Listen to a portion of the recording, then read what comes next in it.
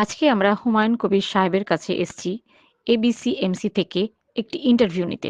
আসসালামু আলাইকুম স্যার। ওয়ালাইকুম আসসালাম। আমার প্রথম প্রশ্ন আপনার জন্য, আপনি বাবরি মসজিদ নামটাকে পছন্দ বা চয়েস কেন করলেন?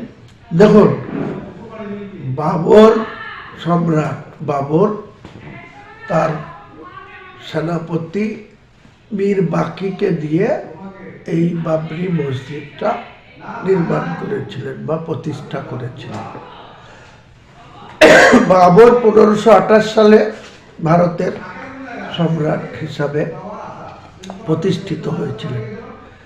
তিনার সম্রাট থাকাকালীন তিনি কি ভালো কাজ করেছেন, কি খারাপ কাজ করেছেন, কি মানুষের উপরে সেই সময় জুলুম করেছেন, সেটা নিয়ে আমি কোনো মন্তব্যে যাচ্ছি না।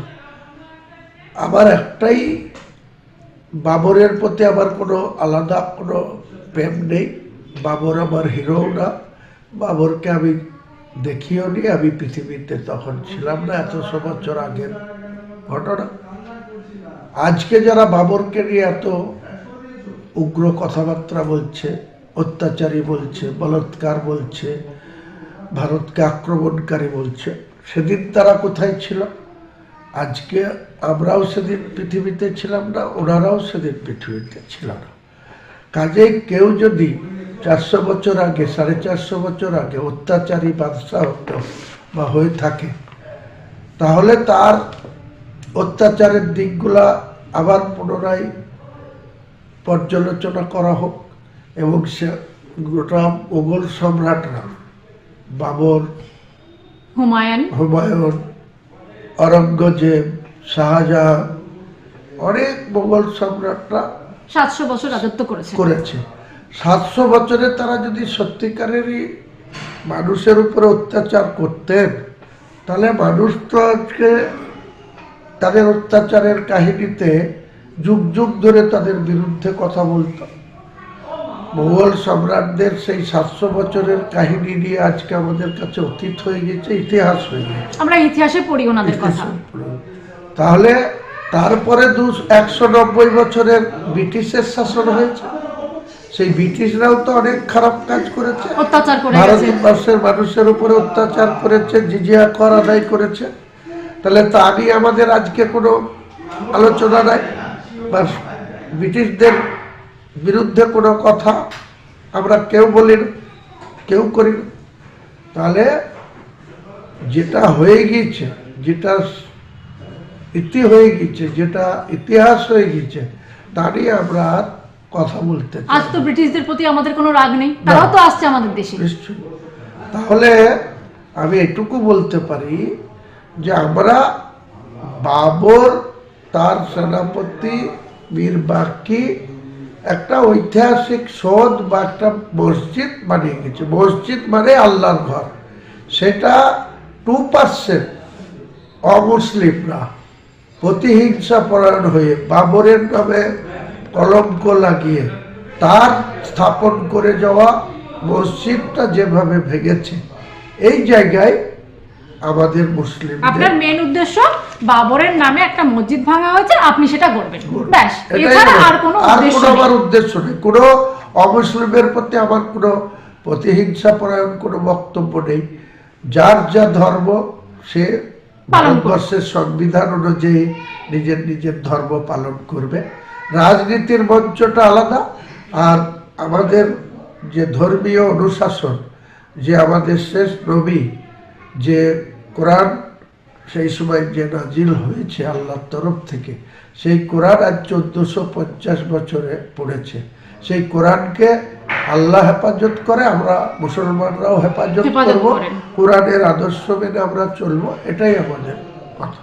ঠিক আছে। আমার দ্বিতীয় প্রশ্ন, মসজিদ বা হাসপাতাল এবং মুসাফিরখানা বানানোর উদ্দেশ্য কি? আরে সমস্ত কিছু, হসপিটাল মানে তো মানুষের স্বাস্থ্য পরিষেবা ঠিকঠাক করে দেওয়া। সরকারি যে হাসপাতালগুলো আছে, প্রাইভেট যে নার্সিং হোমগুলো আছে, কোথাও সরকারি যে স্বাস্থ্য পরিষেবার কার্ড আছে, স্বাস্থ্যসাথীর কার্ড আছে, সেই কার্ড নিয়ে দুর্নীতি হচ্ছে। একটা গরিব মানুষ স্বাস্থ্যসাথীর কার্ড নিয়ে যখন প্রাইভেট নার্সিং হোমে যাচ্ছে, সেই নার্সিংহোমে 10,000 টাকার একটা ট্রিটমেন্টের করে তার সাথে সই টিপ নিয়ে 50,000 টাকা বিল হচ্ছে। সেখানে বিল চলে যাচ্ছে স্বাস্থ্য ভবনের সেকশনে, সেখান থেকে আবার পয়সার বিনিময়ে সেই সব বিল পাস হয়ে যাচ্ছে। মানে আপনার হাসপাতাল বানানোর উদ্দেশ্য হচ্ছে মানুষকে সুস্থ পরিষেবা সেবা দেওয়া। সেখানে শুধু মুসলমান না, প্রত্যেকটা সম্প্রদায়ের মানুষ সুস্থভাবে, যে কোনো হিন্দু, মুসলমান, জৈন, খ্রিস্টান, বাঙালি, অবাঙালি, যে কেউ ওই হসপিটালে পরিষেবা পেতে। আর মুসাফিরখানা বানানোর উদ্দেশ্যটা কি? মুসাফিরখানা বানানো হচ্ছে যে বাবরি মসজিদ যেটা হবে সেখানেই, তার দূরে যাতে কাউকে না যেতে হয়, সেখানে যাতে ভারতবর্ষের বা যে কোনো বিদেশি পর্যটকও যদি এখানে দেখতে আসে এই ঐতিহাসিক সনদকে, তারা যাতে নির্বিঘ্নে সেখানে থাকতে পারেন, সুলভ মূল্যে, কম খরচে রাত্রিবাস করতে পারেন, তাদের পছন্দের তালিকা অনুযায়ী খাবার সেবন করতে পারে, খাওয়া দাওয়া করতে পারে। এটাও একটা সেবামূলক কাজ আপনি করতে চাইছেন, মানুষের জন্য করতে চাইছেন। আচ্ছা, যে দলটি আপনি গড়ছেন সেখানে হিন্দু মুসলমান সবাই থাকবে? নিশ্চয়। কোনো রাজনৈতিক দল একক কোনো সম্প্রদায়কে নিয়ে হয় না। রাজনৈতিক দল মানুষকে পরিষেবা দেওয়ার জন্য, মানুষের সাথে থাকার জন্য, মানুষের উন্নয়নকে ত্বরান্বিত করার জন্য রাজনৈতিক দল। সেই রাজনৈতিক দল আমার করার একটাই কারণ, অবহেলিত মানুষের পাশে থাকা, সত্যিকারের। আপনার সবকটা কারণেরই একটাই কারণ, মানুষের পাশে থাকা। এরপর আপনার পদক্ষেপ কি? একটাই পদক্ষেপ, যে সুস্থভাবে বাংলায় রাজনীতি চলুক, রাজনীতির মধ্যে থাকুক, ধর্মের মধ্যে থাকুক। আমার মসজিদ মুসলমান সম্প্রদায়ের একটা আল্লাহর ঘর, সেটা তারা করুক। আর অমুসলিমরা তাদের মন্দির, তাদের পূজা, তাদের যে কোনো সংস্কৃতি তারা করুক। আমার ব্যক্তিগতভাবে তাদের প্রতি শ্রদ্ধাশীল, আমার নিজের ধর্মের প্রতি আমি আস্থাশীল। মসজিদ হাসপাতাল কতদিনে কাজ সম্পূর্ণ হবে? টোটাল প্রজেক্ট 2026-এ শুরু হচ্ছে, 2030-এ কমপ্লিট হবে।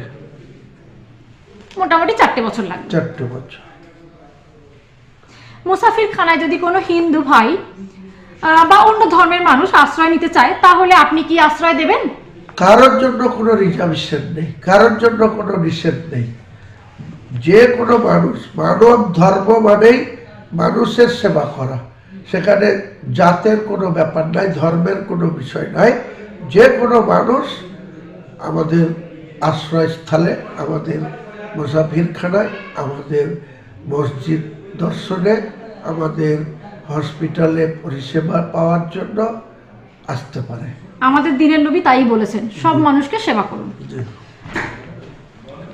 7 নম্বর, বাবরের নামটি কেন পছন্দ হলো আপনার? বাবর একটা মসজিদ প্রতিষ্ঠা করেছিলেন, ঘটনাক্রমে তিনি বাবরি মসজিদ নাম দিয়েছিলেন। সেই বাবরি মসজিদটা 450 প্রতিষ্ঠা ছিল অযোধ্যায়, সেটাকে জোরপূর্বক ভেঙে দেওয়া হয়েছে, ডিমোলাইজেশন করে দেওয়া হয়েছে, তাই সেটাকে পূর্ণ প্রতিষ্ঠা করা।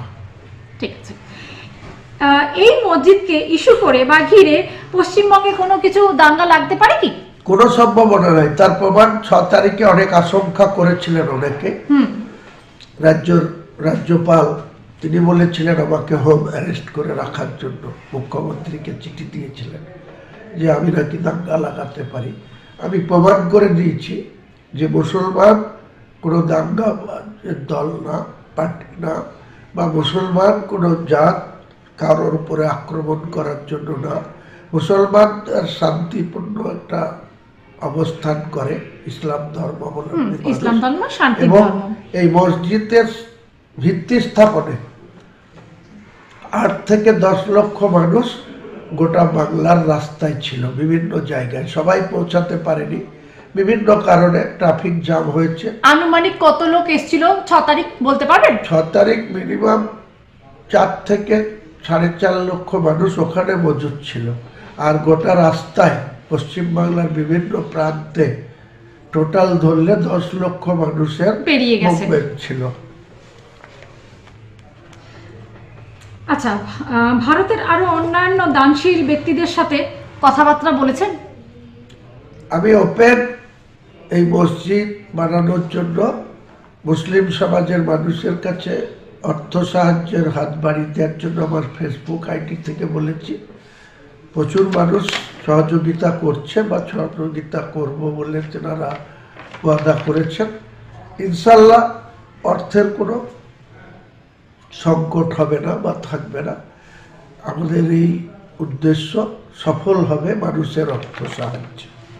আমার শেষ প্রশ্ন, মুর্শিদাবাদ তো জানা যায় মুসলিম অঞ্চল হিসাবে, কিন্তু বাকি ডিস্ট্রিক্ট এবং স্টেটের মুসলমান ভাইদের কথাও আপনি ভাবছেন? গোটা মুসলমান সমাজের কথা আমার মাথায় আছে, মুসলমান সমাজের উন্নয়নের কথা আমার মাথায় আছে, পাশাপাশি অমুসলিম যারা তাদের প্রতিও আমার শ্রদ্ধা আছে। তারাও যাতে সম্প্রীতি ব্যাপারে নিজেরা সতর্ক থাকেন। আমি একজন মুসলমান হিসাবে আমার মুসলমান সম্প্রদায়কে বলবো, কাউকে আঘাত করা আমাদের নবী সাহেবের আদত ছিল না, তেনার চলাফেরার মধ্যে সেটা কোনোদিন ছিল না। আমরা সেই নবী সাহেবের উম্মত হিসাবে আমরা কোনো মানুষকে আক্রমণ করতে চাই না, তাদের কটু কথা বলতে চাই না, তাদের প্রতি আমাদের কোনো বিদ্বেষ নেই, ভবিষ্যতেও ছিল না, বিগত দিনেও ছিল না, ভবিষ্যতেও থাকবে না। ধন্যবাদ। আমি কাজী শরীফা, আমার সাথে ক্যামেরাম্যান কাজী হিদায়েত, ABC MC নিউজ।